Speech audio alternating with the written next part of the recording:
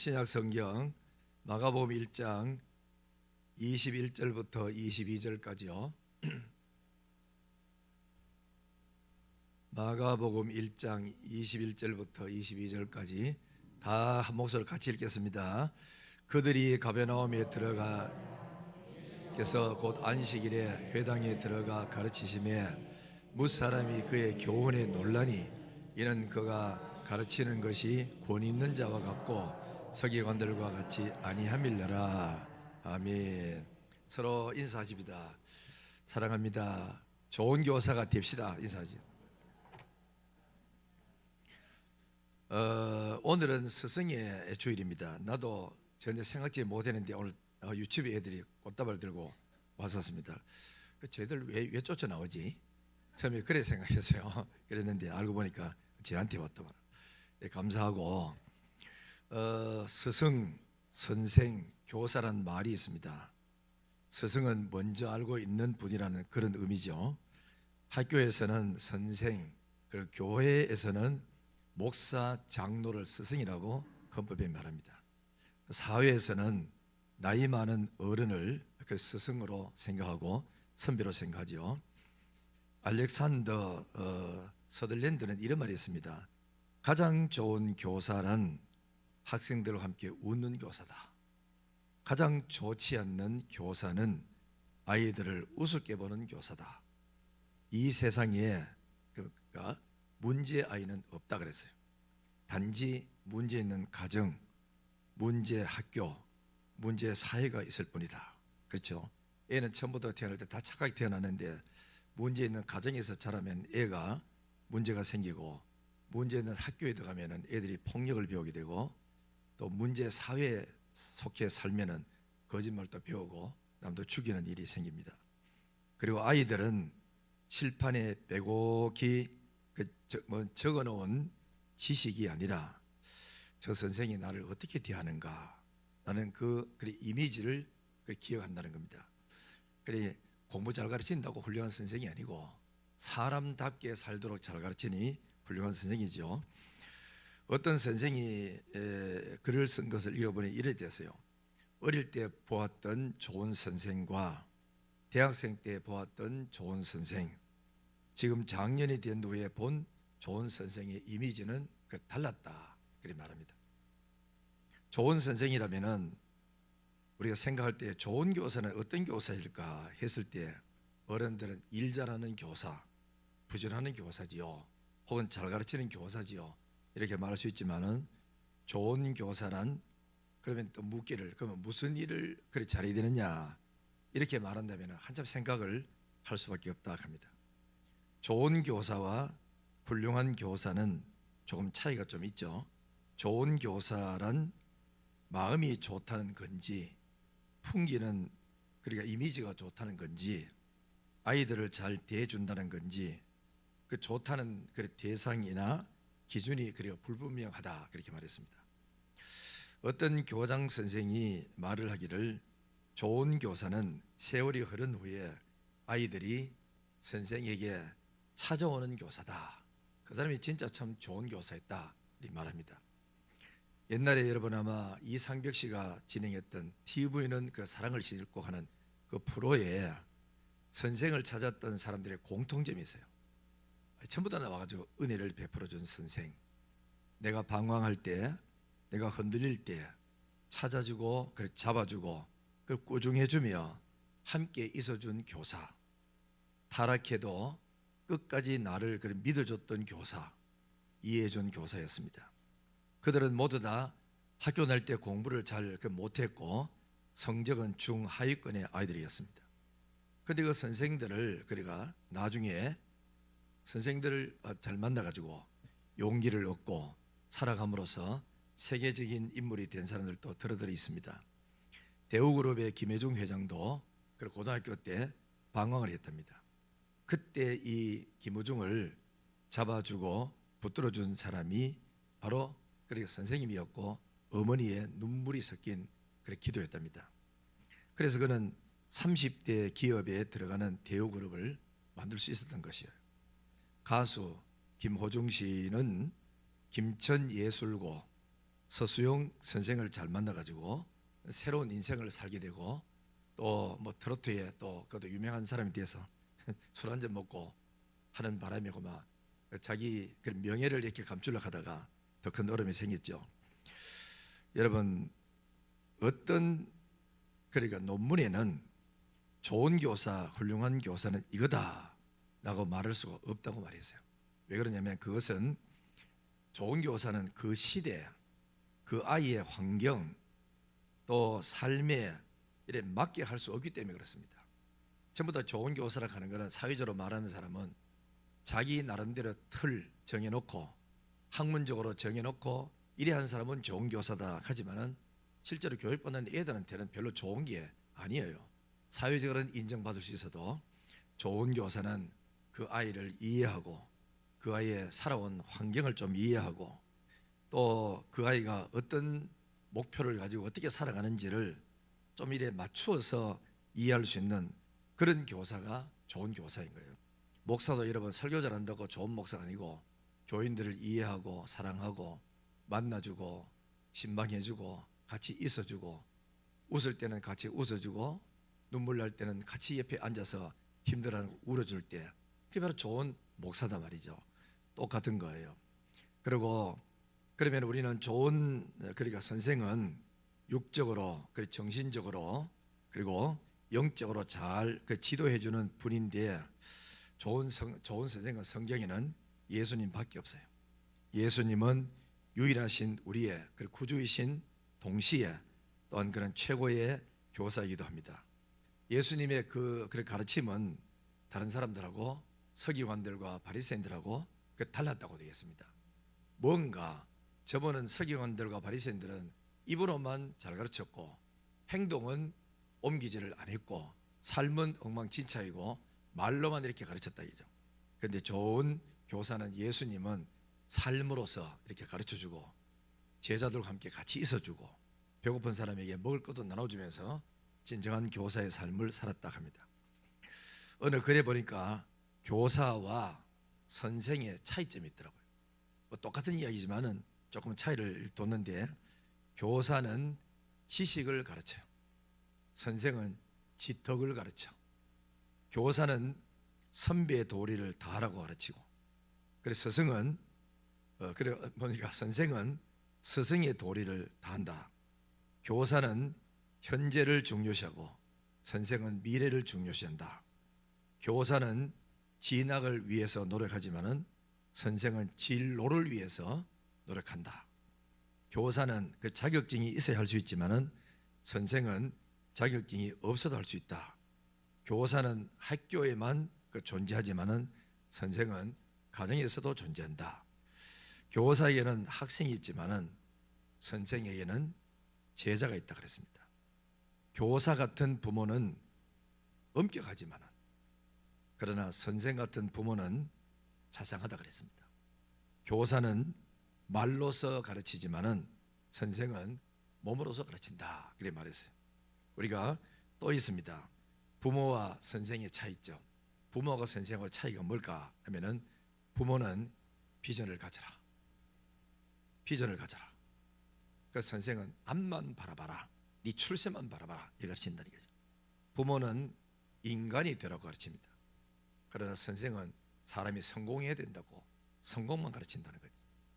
부모는 아이가 잘못했을 때 용서하고 이해하지만은 선생은 너는 왜 그러냐?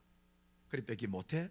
이렇게 말하고 부모는 언제나 곁에 계시지만 선생은 잘할 때만 곁에 계신다. 부모는 못해도 잘한다고 하지만은 선생은 그것밖에 못해? 이렇게 말한다요. 우리는 부모님들이고 초등부, 유치부, 중고등부 교사들은 생각해야 됩니다. 나는 선생이냐? 나는 부모 같은 마음을 가지고 아이들을 대하느냐? 이게 차이가 어마어마하게 차이 납니다. 그래 애들은 하잖아요. 선생님이 자기를 진짜 이해해주고 곁에 있어주는 그 선생님을 좋아하지 성경 잘 가르친다고 좋아하는 건 아니다. 그래서 나를 이해하고 몇 마디 안 가르쳐도 선생님이 그 사랑 속에 예수님을 모신 선생님은 저런 마음이 있구나 이래 사람이 느끼면서 배운다는 거거든요. 여러분, 예수님도 평생도록 그렇게 가르치는 시간이 참 많았어요. 성경에 보면 예수님은 날마다 가르쳤다고 되어 있습니다. 마태복음 26장 55절에 말씀했죠. 나는 내가 날마다 성전에 앉아 가르쳤다. 예수님은 날마다 안식일에도 성경을 가르쳤다. 어디서 가르쳤느냐? 예수님은 사람이 있는 곳이면 어디서나 가르쳤다고 합니다. 예수님은 주로 가정, 회당, 성문, 들에서 가르친 적이 많았죠. 예수님이 성경을 가르쳤을 때 사람들의 반응입니다. 높은 사람, 낮은 사람, 그리고 종들까지 다 반응들이 아주 훌륭했습니다. 마가복음 1장 27절에 다 놀라 서로 물어가로되 이는 어쩌미뇨 권세 있는 세교원이로다 그랬고, 요한복음 7장 46절에는 하속들, 종들은 예수님 만나 갔다 오더니 그 사람의 말하는 것처럼 말하는 사람이 이때까지 없었습니다. 마가복음 12장 34절에 그 후에는 감히 묻는 자가 없더라. 마가복음 12장 37절에는 백성이 즐겁게 듣더라. 누가복음 21장 38절에 모든 백성이 그 말씀을 들으려고 이른 아침에 성전에 나가더라. 예수님의 말씀을 듣고 싶어서 많은 사람들이 예수께 찾아왔어요. 뭐 때문에 그렇지요? 예수님 말씀 들으면 위로가 돼. 예수님 말씀 들으면 비전이 생겨. 예수님 말씀 들으면 살아봐야 됐다는 생각이 생기는 거예요. 예수님 말씀 듣고 나니까 문제가 해결이 돼요. 그래서 사람들이 그 말씀 들으려고 오는 거예요. 그리고 사도들도 예수님을 본받아 성전에 있든지 그 집에 있든지 예수는 그리스도라 가르치기와 전도하기를 쉬지 않았다 말씀하겠어요. 그래서 초대교회는 사도의 가르침을 잘 받아 서로 교제하고 떡을 떼고 오로지 기도하기를 힘썼다. 우리는 무엇을 가르치고 무엇을 교회에서 우리는 아이들에게 가르쳐야 되느냐? 우리 사랑받는 이들도 성도에게 뭘 이렇게 가르쳐야 되느냐? 좋은 이야기 있습니다. 버마, 지금은 뭐지요? 그럼 미얀마라. 그 선교했던 아도니람 저드스는 아주 유명한 이 선교사인데 인도의 선교로 가가지고 상상도 못할 고통을 당하고 고통을 많이 당하다 보니 하나님의 신비한 체험도 어마어마하게 많이 했어요. 그래서 버마인들에게 모국어로 성경을 그 번역까지 해줬고 30년의 선교를 다 끝마치고 고국으로 돌아왔을 때 여기저기에서 강연에 달고 주문이 많이 들어왔답니다. 그런데 그는 가는 곳마다 자기 선교 이야기를 안 하고 예수 그리스도에 관한 이야기를 많이 했대요. 예수 그리스도는 하나님의 아들입니다. 그는 우리를 구원하러 이 땅에 오셨습니다. 사람 몸을 입고 오셨습니다. 그는 우리 죄를 위해서 십자가에 죽었습니다. 3일 만에 죽음을 이기고 부활했습니다. 예수님이 하늘에 승천했습니다. 때가 되면 예수님이 구름 타고 우리를 데리러 다시 오십니다. 예수님을 그리가 믿으세요라고 만나는 데마다 예수님 이야기를 했대요. 그리고 예배를 마치고 돌아가는 길에 자기 친구가 자동차로 모셨던 그 친구가 말하기를 자네를 통해 더 놀라운 간증을 듣고 싶었는데 색다른 이야기는 별로 없고 너무 평범한 이야기를 해서 실망했네 하더랍니다. 그때 이 저더스는 유명한 말이었어요. 이 사람아, 이 세상에 나사렛 예수 그리스도에 관한 이야기보다 더 신기하고 재밌는 일이 어딨노? 생각해봐라. 하나님이 사람 몸을 입고 왔잖아. 이 가능하나? 그리고 또 예수님이 우리 죄를 짊어지고 십자가에 못 박혀 죽었잖아. 얼마나 놀라운 일이냐. 예수님이 죽었다가 3일 만에 죽음을 이기고 부활했다. 천하에 부활한 사람 어디 있느냐. 얼마나 신기한 일이고 놀라운 일이냐. 그리고 그분은 성령으로 우리 안에 영원토록 안떠라고 계신데 다시 오신다 하잖아. 이 예수 그리스도의 이야기보다가 더 신비롭고 경이롭고 재밌는 이야기 어디 있는가? 우리 좀 잘 생각해야 됩니다. 그래서 A.P. 깁스라는 사람은 이런 말이 었어요. 내가 철학을 가르쳤더니 사람들이 칭찬 많이 했다. 훌륭하다. 배울 거 많다. 이랬댔답니다. 그러나 내가 그리스도를 가르치고 전파했더니 사람들이 회개하더라. 여러분, 그게 다른 거예요. 그 다음에는 아들 너는 말하기를 동전을 사람에게 주어봐라. 그 돈 받은 사람의 기분이 상쾌할 거다. 꿈을 그에게 던져줘봐라. 그 가슴이 환해질 거다. 예수 그리스도를 그에게 던져줘봐라. 그 삶 자체가 빛나게 될 것이다. 소망과 위로와 기쁨은 예수 외에는 없습니다. 예수님 이야기를 가장 재밌게 하고 잘하는 사람이 가장 뛰어난 교사입니다. 이해가 되시면 아멘. 그러면은 예수님의 말씀은 어떻길래 그렇게 능력이 있었느냐? 도대체 예수님은 무슨 말씀을 하셨기에 사람들이 듣고 싶어 했느냐? 누가복음 21장 38절에 보면은 모든 백성이 그 말씀을 들으려고 이른 아침에 성전으로 나가더라. 예수님 말씀을 얼마나 듣고 싶었던지 새벽에 갈릴리 바다까지 막 찾아가면서 잠도 안 자고 예수님 설교 들으러 찾아갔다는 거거든요. 그 이유는 뭐냐? 예수님은 생명이라. 예수님은 그 진리이기 때문에 그렇습니다. 예수님의 말씀을 듣고 나니 평안이 와요. 자유로움이 생겨요. 소망이 생겨요. 그렇죠? 그리고 마음의 병들이 치유가 돼요. 오랫동안 안고 있었던 무거운 짐들이 다 벗겨져. 그리고 예수님 만나면은 행복하고 자유로우니까 예수님 만나러 오는 거예요. 도대체 예수님은 누구실까? 잘 봐야 됩니다. 여러분, 당시에 바리새인들과 서기관은 율법을 가르쳤습니다. 지도 지키지 못할 율법을 백성들에게 가르쳐서 그래 무거운 짐이 잔뜩 되는 거라. 살기도 힘드는데 율법 지키라고 자꾸 가르치니까 그 무거운 짐이 얼마나 되는지 말로도 알 수가 없어요. 그래서 고민하고 예수님 말씀하기를 마태복음 11장 28절에 수고하고 무거운 짐진 자들아 다 내게로 오라. 내가 너희를 쉬게 하겠다. 그랬죠. 예수님을 만나야 참 쉼이 있습니다. 아니면 교회 안에서 율법에 얽매여 가지고 이거 지켜라 저거 지켜라 안 지키면 벌 받는다 이런 설교 계속 들으면 교인들이 행복이 다 없어져. 그렇죠? 나도 목회 초창기에는 주일 지키세요, 11조 내세요, 뭐 안 내면 뭐 벌 받는다고 이래가지고 예화도 많이 들었어. 그러다가 세미나를 다니면서 선배 목사님들 교회 부흥되는 목사 설교를 쭉 들으니까 이게 아니다 하는 거 알았어. 성경에도 보면 아닌 거예요. 자꾸 정죄하는 설교, 이건 아주 사람 인생을 망치게 만들고 기쁨을 빼앗아가고 교회도 은혜로운 분위기를 싹 다 없어져 버리고 전부 다 율법주의 가는 거라. 아프면은 징계받았다, 벌받았다, 또 사업하다가 망하면은 저것도 벌받은 기다, 이렇게 하면은 정죄의식 생겨야 교회 안에서 완전히 사단이 역사하는 거라. 상처가 어루만져주고 위로해주고 격려해주는 그런 아름다운 교회가 되기를 주의 이름으로 축원합니다. 그래서 그 뒤부터는 정죄하는 설교 전혀 안 했어요.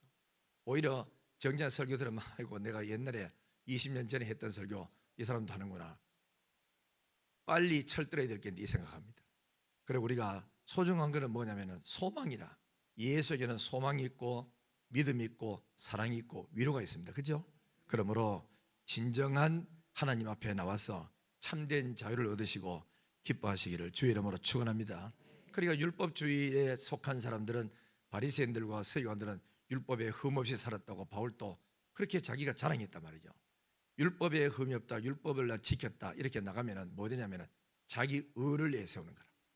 예수님 말씀하기를 도마서에도 말하기를 유대인들은 열심히 너무 특심해서 자기 의를 내세우려고 율법을 지키는 거라. 그러니까 교인들에게는 굉장히 부담이 되고 율법 지키니까 남한테 못 지킨 사람을 정죄하는 거죠. 주일 잘 지킨 사람은 주일 못 지킨 사람을 그저 정죄합니다. 11조 잘 낸 사람 못 낸 사람을 정죄합니다. 그리고 또 새벽기도 잘 나온 사람은 못 나온 사람을 또 정죄할 수 있습니다. 이러면은 안 되는 거예요. 하나님의 은혜로 되는 것이지 지대로 되는 게 하나도 없어. 모두 다가 그래 이렇게 이제 율법주의에 빠지면은 교회는 아주 황폐해지고 서로 정죄하고 살고, 이게 이제 에베소 교회거든. 요한계시록 2장 보면은 봉사도 하고 섬기기도 하고 수고도 하고 이단도 쫓아내고 율법 지킨 거 다 한다. 다 한다. 그러나 한 가지 첫사랑을 버렸네. 이 첫사랑이 다 지킨 것보다 이게 더 센 거예요. 그래서 예수님 말씀하기를 다 하고 다 해도 좋다. 요거 못 찾으면은 교회 촛대를 옮기겠다 그랬거든. 이건 교회가 아닌 거라. 인간이 모인 하나의 국회처럼 비난하고 정죄하는 집단에 불과한 거든. 교회는 허물을 덮어주고 안고 소문 내지 말고 끝내버리고, 그렇게 해서 친한 사람에게 니만 알아라 할 필요 없어요. 그 사람 또 가만히 있나? 니만 알아리. 야, 일주일 안에만 다 퍼져가지고 주일 가면 전심하신 정죄도 하는 거야. 이래 되면 안 되고 허물을 덮고 사랑하고 해주는 사랑이 넘치는 대구 영신교회 되고 있음을 감사합니다. 우리 교회는 별로 이렇게 정죄한 사람 없어요. 다 사랑이 많은 거야. 우리는 모두 다가 이것이 바로 교회가 걸어가야 될 길이고 진정한 교회의 아름다운 모습인 줄 믿습니다. 그러니까 예수님이 오셔가지고는 율법 내가 다 지키마. 얼마나 힘들었냐. 나를 믿기만 해라. 그러니까 죄가 많은데도 예수님만 만나면은 평안이 오고 자유롭고 다 해결 다 돼버려. 그러니까 예수님 설교는 다른 사람하고 가르치는 거하고 틀린다. 저 사람 보니까 권세 있는 새 교원 같고, 내가 설교를 들어보니까 우리 서기관들 선생님들 가르치는 거하고 전혀 다릅디다. 이러고 하숙들이 갔다 와가지고 이런 말 할 정도이라. 우리 사랑 넘치고 믿음 좋은 또 애들을 이렇게 가르치면서 너 왜 그래? 옷이 그게 뭐야? 이게 아니고 사랑을 이렇게 다독거려주면서 반겨주고 안아주는 그런 참 멋있는 우리 교사들, 사랑방 리더들, 주의 종들, 우리 당회원들 되기를 예수님 이름으로 축원합니다. 할렐루야. 예수님은 도대체 누구실까요? 태초에 말씀으로 계셨고 그분 없이는 천지 만물이 생기지 못한다 그랬죠. 예수님은 천지를 창조하신 하나님이죠. 또 예수님은 어떤 분이냐? 그분이 사람 몸을 입고 와서 우리 죄를 걸머지고 십자가에 못 박혀 대신 죽어주신 분이야. 너는 죽지 마. 내가 대신 죽으마. 날 믿기만 해야. 이런 거거든요. 그리고 또 예수님은 십자가에 못 박혀 죽어주심으로 우리의 죄와 저주와 모든 질고를 걸머지고 십자가에서 해결 다 해놨어. 그리고 예수 안에 들어가면은 자유가 있고 기쁨이 있고 행복이 있는 겁니다. 축복이 있기를 바랍니다. 누려야 되는 기라. 그 다음에는 종교 지도자들은 무엇을 하고 이것을 해라, 율법을 지켜야 구원받는다고 바리새인들은 그랬지만 예수님은 날 믿어. 율법 지키려 하지 말고 내가 지킬 테니까 날 믿어. 그러니까 얼마나 무거운 짐을 다 벗겨주신 거죠. 그리고 인류가 가장 두려워하는 죽음의 문제를 자신이 죽어주시고 우리에게 부활의 소망을 주신 겁니까? 그래서 예수님 말씀하기를 무거운 짐 지고 사니, 인생 사람이어도 무거운 짐이 얼마나 많은데 교회 와가지고 성경 공부하면서 또 거기다가 먼저 율법을 갖다가 이렇게 시키니까 이 무거운 짐이 점점 마음에도 뒤고 환경적으로도 뒤고 영적으로도 무거운 짐을 꽉 짊어지니까 사람이 살 수 없는 거예요. 예수님 오셔가지고는 내가 다 지키마. 날 믿기만 해라. 믿음으로 구원받는다. 아브라함도 믿음으로 구원받았다. 이러면서 믿음을 선포하니까 복이 되는 거라. 할렐루야. 예. 살살 말하지 말고 크게 아멘. 아멘. 예. 예수께 나오시기를 주의 이름으로 축원합니다. 예. 내가 이 원리를 깨닫고 나니까 내가 편해요. 옛날에는 내당동에서 우리가 교회 할 때는 한 10여 년 내당도 있었거든요. 있으면서 있을 때는 그때는 내가 율법적인 설교를 많이 했었어. 그래 막 장로님 지사님들 막 깨트리려고 막 율법적 설교하면은 그러면 장로님 지사님들 오래 신앙생활 해가지고 잘 듣나 하면 안 듣습니다. 눈 감고 아예 막 그러니까 자뿌린 게라. 상처는 누가 입느냐? 진짜 예수 잘 믿는 집사님들이 상처를 많이 입더라고. 그래서 이게 아닌데 목회를 어떻게 되지?